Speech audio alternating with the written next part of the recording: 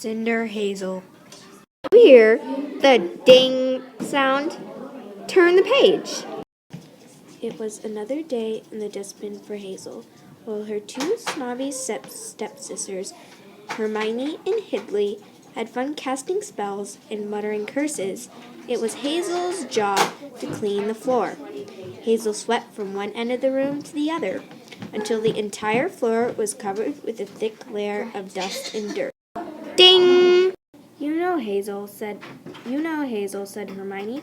Instead of sweeping, you could fly that broom. I'm not good at flying it, said Hazel. She scooped up a panful of ash and poured it right on top of her head. This is what I'm good at, bellowed Hazel. Dirt! Ding! You are disgusting, absolutely yucky, said her stepmother. All you think about is dirt. For all the time you spend in that fireplace, we ought to call you Cinderhazel. Ooh. Ooh, would you? Asked Hazel. Ding! That very night, while Cinderhazel played jacks with dirt, lumps of coal, her stepmother and stepsister got all spiffled up. They combed their frightful hair and coated their shoes with very clean shoe tar. Going somewhere? Asked Cinderhazel. Why, tonight's the witch's Halloween ball, cried Hermione and Cinderhazel's stepmother. Rumor has it that the Prince Alarming might come out of hiding tonight. Ding! Yes, chortled Hidley. He's looking for a bride. But Cinderhazel, you can't come. We don't want to be seen with you. That's right, added Hermione. You're so messy, you make us look bad. Girls, said the stepmother. Cinderhazel couldn't get there if she wanted to. Just look at that cracked broom. The three of them laughed and laughed. Then they leaped onto their brooms and blasted out of the window. Oh, who cares, muttered Cinderhazel. Who wants to dance with some holy-tiddly prince anyways? Ding! But as the night grew darker and darker, Cinderhazel started to simmer. They think they can tell me what to do. I'll show them. Cinderhazel squished her hat on her head, grabbed her broom, and jumped on. Crack! Snap! The broom broke. Ding! Cinderhazel growled. She crossed her eyes. She crossed her fingers. She crossed her legs. She twisted around in a circle. Poof! Cinderhazel's hat turned into a pile of dirt. Ah, nuts, yelled Cinderhazel. I'm staying home. Besides, there's not a single thing I like over at the palace. That's what you think, said a voice. Who's there? Asked Cinderhazel. Ding! A big cloud of smoke exploded in the middle of the room. There stood a short, plump witch dressed in dirty dish rags. Wow, great clothes, said Cinderhazel. Who are you? I'm your witchy godmother, replied the witch, and I can't believe you're not going to the ball. Didn't you know there are 15 filthy fireplaces over there? Ding! Really? Asked Cinderhazel. Really, the witch said. And there's something else your stepsisters didn't mention. Prince Alamari is the king of dirt. If I were you, I wouldn't let them keep you from going. By my witchy wig, you're right, pronounced Cinderhazel. Then she frowned at her broken broom. Ding! Step aside, said Godwitch. This is my job. She waved her arms around her head and said, Bad old bats and toad that's meaner, make this broom a vacuum cleaner. Boom! The broom vanished, and in its place sat a nice, slightly used Hooper vacuum cleaner. Ding! "Now toot off to meet your prince," said the god witch, "and remember my spells don't work after midnight." Cinderhazel sat down on the canister, grabbed the hose, and pulled back. Vroom, vroom, vroom went the vacuum cleaner. It flew up the chimney with Cinderhazel on it. Ding! Cinderhazel zoomed across the sky toward the palace. A magnificent trail of charcoal smoke bellowed behind her. Ding! With a downward twist on the hose, Cinderhazel and her vacuum swooped down the biggest chimney she had ever seen. Ding! Cinderhazel landed on the hearth of the grand ballroom.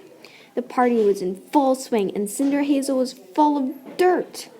Cinderhazel was so yucky that even she wouldn't have known herself. "Look!" cried her stepsister Hermione, pointing at the mess that was Cinderhazel. "It's that dirty prince!" Ding! "Ooh!" squeaked Hidley. The prince came out of hiding at last.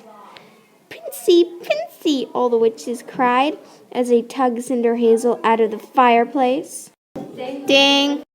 "Hey, wait a minute!" cried Hermione, squinting at the dirty face.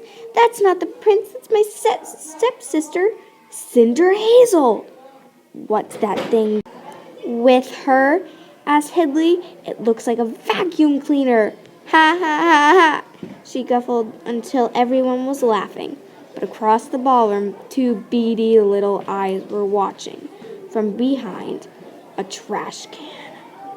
Ding! "Stop that laughing or I'll put a spell on you," growled Cinderhazel. This made everyone roar with even louder. So Cinderhazel crossed her eyes, she crossed her fingers, she crossed her legs, twisted around in a circle. Poof! All the witches' broomsticks turned to dirt. Ding! Dust covered everyone in the room. The witches were furious. "Clean up this mess, or we'll put a spell on you," they screamed. "Oh, pooey," said Cinderhazel. She chanted, "I've a newt in a raven's wing. Rise up, old hoopler, and make them clean." The vacuum cleaner rose into the air, headed for the witches. Vroom! It sucked up all the dirt, but also sucked up their socks. And it sucked up the punch and the paper decoration. Ding! Ding! "Make it stop!" yelled Hidley. Cinderhazel ran across the ballroom, grabbed the trash can, and heaved it at the hoopler. Just then, the palace clock began to strike midnight. With the 12th dong, the witchy godmother's magic wore off. Poof! Brooms and party goodies blew across the room. The vacuum cleaner vanished, and the kablunk, Cinderhazel's broom, fell into cracked pieces on the floor. Ding! Ding! The witches piled onto the mess, screeching for their socks, hats, brooms, and socks. Just then, the biggest dirt ball Cinderhazel ever seen walked up to her. "Ew, yucky!" exclaimed Cinderhazel, grinning. "You're filthy." "That's my name, all right," said the dirt ball. "Prince Filthy are alarming. And I must say, you are the dirtiest thing I've ever seen." Ding! "Thank you, your royal filthiness," Cinderhazel replied. "Why have you been hiding so long?" "Partly because I was told not to," the prince said, "and partly because it's such a bore dancing with a bunch of hotly-totly witches. Yuck, they're so clean." Ding! "You know, I came here tonight because I was told not to," said Cinderhazel, and she rubbed her nose on the hem of her skirt. The prince thought for a moment. "I would ask you to stick around," he said, "but I'm not sure there's enough dirt for the two of us." Ding! That's what you think?" cried Cinderhazel. "Check this out." She threw back her head. She crossed her eyes. She crossed her fingers. She crossed her legs. She rolled around like a tornado. Kaboom! An explosion of fireplace soot blew all the witches out of the door. Bang! Not to be outdone, the prince squinted and stuck out his tongue. Kablam! Dirt showered down from the ceiling. Obviously, said Cinderhazel, there's plenty of dirt around here. But who says I want to stay? Fine, said the prince. Go away, and I can see we can't stand each other. But Cinderhazel didn't go away. And of course, she and the prince actually liked each other a lot. In fact, they lived filthily ever after. Day. P.S. Cinderhazel never did have any glass slippers. But on their first wedding anniversary, the prince gave her a more useful present.